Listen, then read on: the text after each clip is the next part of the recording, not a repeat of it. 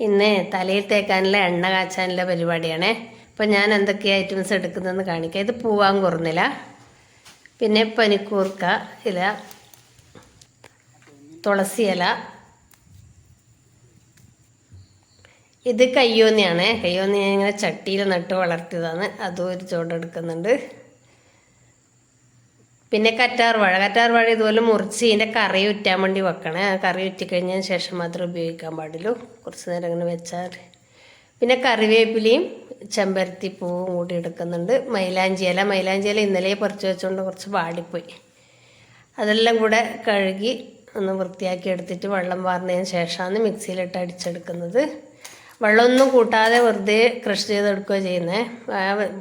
ഇലകളുടെ എല്ലാം വെള്ളത്തിൽ തന്നെ അരഞ്ഞ് കിട്ടിക്കോളും. അതിനുശേഷം ചീനച്ചട്ടിയിലേക്ക് ഇട്ട് ആവശ്യത്തിന് വെളിച്ചെണ്ണ ഒഴിച്ച്, ഞാൻ വളരെ കുറച്ച് ക്വാണ്ടിറ്റിയിൽ മാത്രമേ ഉണ്ടാക്കുന്നില്ല, ഞങ്ങൾക്ക് അത്ര എണ്ണ കൊണ്ട് വെച്ചെടുക്കാം. പിന്നെ 3-4 കുരുമുളക് ഇട്ട് കൊടുത്തു.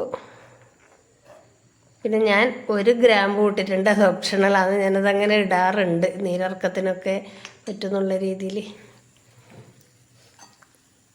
പിന്നെ ചെറുതീയിൽ ഇങ്ങനെ തിളപ്പിച്ചെടുക്കുക.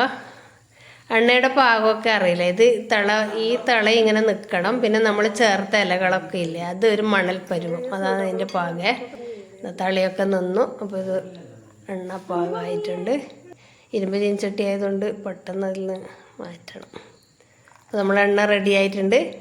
പിന്നെ ഒരു കർപ്പൂരം ഒന്ന് പൊടിച്ച് ചേർത്താൽ എണ്ണയ്ക്ക് നല്ലൊരു മണവും ഉണ്ടാവും. കൂടിയായി നമ്മുടെ എണ്ണ റെഡി ആയിട്ടുണ്ട്. ഇഷ്ടപ്പെട്ടാൽ ലൈക്ക് ചെയ്യണം, കമൻറ്റ് ചെയ്യണം, ഫോളോ ചെയ്യണം.